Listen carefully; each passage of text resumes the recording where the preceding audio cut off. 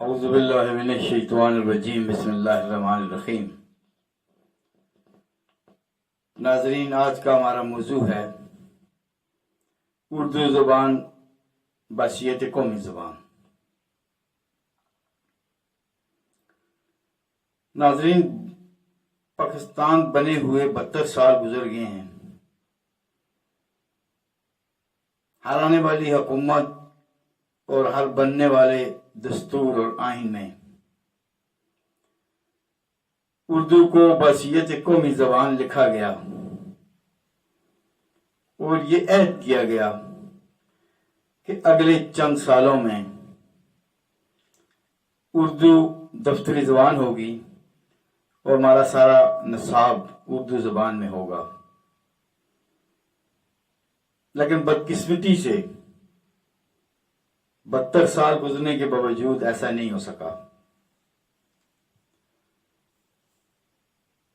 چونکہ ہم پاکستان بننے کے مقاصد سے یہ ہٹ گئے ہیں کہ پاکستان کیوں حاصل کیا گیا تھا، اس کا مقصد کیا تھا، ہم نے ہندوؤں سے علیحدگی کیوں اختیار کی تھی، دو قومی نظریہ کیا تھا۔ 5000 سال کی تاریخ گواہ ہے کہ کسی ایک قوم نے بھی غیروں کی زبان اپنا کے ترقی کی ہو۔ زبانیں اس لیے سیکھی جاتی ہیں، بولی جاتی ہیں کہ اگر وہ اہل زبان وہ کچھ ہم کہنا چاہیں، اس کے ساتھ ہم کچھ مذاکرات کرنا چاہیں، کمیونیکیٹ کرنا چاہیں، کسی ملک میں جانا ہو تو ہم اپنی بات اس کو بتا سکیں۔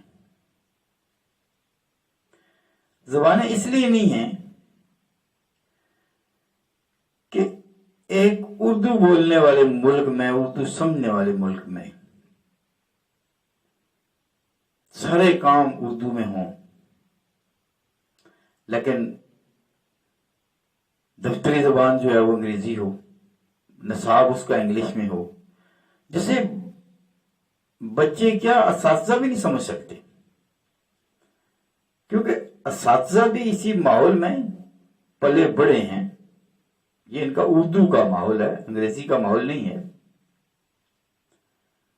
اردو اچھے طریقے سے بول بھی سکتے ہیں، اچھے طریقے سے لکھ بھی سکتے ہیں، اس کے سارے رموز سے واقف بھی ہیں، لیکن جب سائنس اور ٹیکنالوجی اور دوسری چیزوں کی بات آتی ہے، ان کے سامنے ایک غیر ملکی زبان ہوتی ہے۔ اب وہ زبان سیکھیں گے یا سبجیکٹ سیکھیں گے، کیا سیکھیں گے؟ تو یہ ہمارے ساتھ یہ المیہ کیا ہوا؟ لارڈ میکالے نے جب برصغیر پاک و ہند کا دورہ کیا تو اس نے جا کے اپنے حکمرانوں کو رپورٹ دی کہ ہندوستانی لوگ 99% پڑھے لکھے لوگ ہیں۔ وہ دن اور آج کا دن ان اغیاروں نے ہمیں کمپلیکسز میں، الجھنوں میں ڈال دیا ہے۔ پہلی الجھن ہمیں انہوں نے انگریزی والی دی ہے کہ ان کے نصاب کو انگریزی میں کر دیں، نہ یہ اردو کے رہیں گے، نہ یہ فارسی کے رہیں گے، نہ یہ انگریزی کے رہیں گے، اور یہ کسی چیز کو سمجھ نہیں سکیں گے۔ وہ دن اور آج بہت لمبا عرصہ گزر چکا ہے، لیکن آج بھی ہم اس انگریز کے چنگل سے آزاد نہیں ہو سکے ہیں۔ وہ خود تو چلا گیا ہے، لیکن جن لوگوں کو وہ چھوڑ کے گیا ہے، جن لوگوں کی آج بھی وہ سرپرستی کر رہا ہے، انہوں نے ہمیں کہیں کا بھی نہیں چھوڑا ہے۔ نہ ہمیں دین کا چھوڑا ہے اور نہ ہمیں دنیا کا چھوڑا ہے۔ آئے دن نصاب میں تبدیلی، کبھی اردو، کبھی انگلش، کبھی کون سا نصاب، کبھی کون سا نصاب۔ کوئی تعلیمی پالیسی بنتی بڑی اچھی ہے، اس پہ عمل درآمد نہیں ہو رہا ہے. اور سب سے بڑھ کر یہ کہ نصاب سے بھی بڑا نصاب جو ہے وہ استاد ہے. استاد نے مطالعہ چھوڑ دیا ہے، قرآن کا ترجمہ استاد نہیں جانتا، سیرت استاد نہیں جانتا، تو کیسے کردار سازی ہوگی اور کیسے تربیت ہوگی؟ یہی وجہ ہے کہ آج ہمارا ایم نوجوان مائی سیلف پہ ایک صفحہ نہیں لکھ سکتا، اپنے آپ پہ، اردو اور انگلش میں. یہ ہماری تعلیم کا معیار ہے. مختصر سی جمع منفی حساب کتاب وہ نہیں جانتا. یعنی نہ ہم دنیا کے رہے، نہ ہم عصری علوم کے رہے، نہ ہم دنیاوی علوم کے رہے، نہ ہم دینی علوم کے رہے. کسی بھی غیر ملکی زبان میں علم حاصل کر کے کسی قوم نے کوئی ترقی نہیں کی ہے. اسرائیل دنیا کا جدید ملک ہے. اسرائیل میں کسی کو انگریزی نہیں آتی ہے، ان کی اپنی زبان ہے. جرمنی انتہائی ترقی یافتہ ملک، جرمن لوگ جو ہیں وہ انگریزی سے نفرت کرتے ہیں، وہ انگریزی نہیں بولتے ہیں. دنیا اسلام کا ترقی یافتہ ملک ترکی، آپ کی کبھی ترکوں سے ملاقات ہو تو وہ ترکی زبان، اردو زبان، عربی زبان، اس میں تو کوشش کریں گے آپ سے بات کرنے کی، لیکن انگریزی کا وہ نام سننا میں گوارا نہیں کرتے ہیں. ترکی میں ایک استاد سے لے کے آرمی چیف، سائنسدان، پولیس افسر، سارے کا سارا نظام ترک زبان میں ہے. کوئی سرکاری عہدیدار، کوئی سیاستدان انگریزی نہیں بولتا ہے. اقوام متحدہ کے جتنے بھی اجلاس ہوتے ہیں، آپ ترک صدر کو سن لیں کہ ترک صدر اپنی ترکی زبان میں تقریر کرتا ہے. اگر کسی نے اس کی بات سننی اور سمجھنی ہے تو وہ ترجمان رکھ لے، وہ جو کچھ وہ کہہ رہا ہے وہ اس کا ترجمہ کروا لے. ہماری عدالتوں میں وکیل بحث کرتے ہیں اردو میں،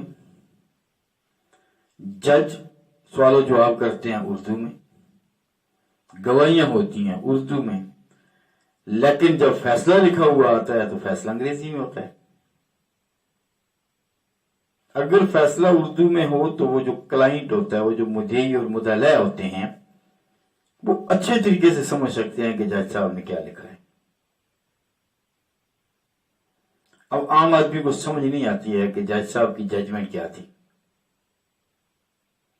یعنی ہم نے انگریزی زبان بھی پوری نہیں اپنائی ہے. اب انڈیا جیسا ملک قدامت پسند ملک ہے، ہم ایک ساتھ اکٹھے رہتے تھے، بعد میں علیحدہ ہو گئے ہیں. اب وہ بھی اقوام متحدہ میں یا بیرونی فورم میں جب بات کرتے ہیں تو ہندی میں کرتے ہیں. ایران کو دیکھ لیں، سارے کا سارا سرکاری نظام فارسی میں ہے، جہاں بھی جاتے ہیں وہ فارسی میں بات کرتے ہیں.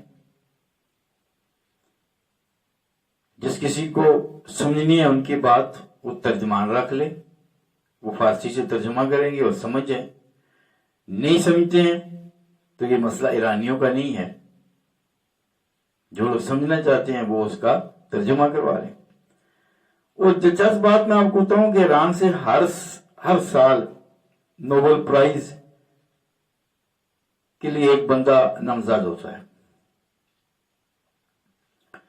پتہ نہیں ہمارے دماغوں میں کیا گھسا دیا گیا ہے کہ ہم انگریزی کے بغیر ترقی نہیں کر سکتے. اردو ادب کی داستان انگریزی سے بہت پرانی ہے. اردو ادب کی جو تاریخ ہے یہ ہزاروں سال پرانی ہے. एंग्लो सेक्सन अंग्रेजी तो कल कल की बात है, तो नई जुबान आई है। इसकी जो हरूफ है, हरूफ तर्जी हैं, इनकी इजाद बाद में हुई है, ये तो एंग्लो सेक्सन के बाद आई है। अरबी जुबान जो है इसकी हरूफ तर्जी, उर्दू जुबान जो है इसकी हरूफ तर्जी अरबी के साथ जा मिलते हैं। जो जब से दुनिया बनी है वो जुबान राइज है, फरिश्तों की जुबान है। अल्लाह ने जो कलाम उतारा है अपने हर एक पैगंबर पर उतारा है, उसको अरबी में उतारा है। अब आप अगर 300 साल पीछे चले जाएं, हमें अंग्रेजी तो नजर ही नहीं आती कहीं। हमें तो अपनी अपनी इलाकाई जुबानें, हमारे यहाँ फारसी होती थी। हमारे जितने भी पुराने अदबी लोग हैं, शायर हैं, अदब में हैं, तो उनका ज्यादा कलाम फारसी में है, और अगर उनकी उर्दू भी है तो उससे फारसी का बड़ा गहरा असर है। अगर दुनिया में नाम बनाना है, क्योंकि हम असातिज़ा हैं और हमारी जदोजहद है, बसीयत national association for education, national association for education की भरपूर कोशिश है कि उर्दू को बसीयत कौमी जुबान, बसीयत दफ्तरी जुबान, बसीयत नसाबी जुबान, हमारा तमाम नसाब जो है उर्दू में और इसको लागू किया जाए। लेकिन क्यों कि हुकूमत में न होने की वजह से, जहां कहते हैं जिसकी लाठी उसकी भैंस, न होने की वजह से हमारी बात हुक्मरानों के कानों तक पहुंचती है, मानते हैं, ये ठीक कहते हैं उर्दू हमारी कौमी जुबान होनी चाहिए। लेकिन फिर जिन लोगों के टुकड़ों पे ये पलते हैं, उन आकाओं को राजी रखने के लिए ये फिर मजबूर हो जाते हैं।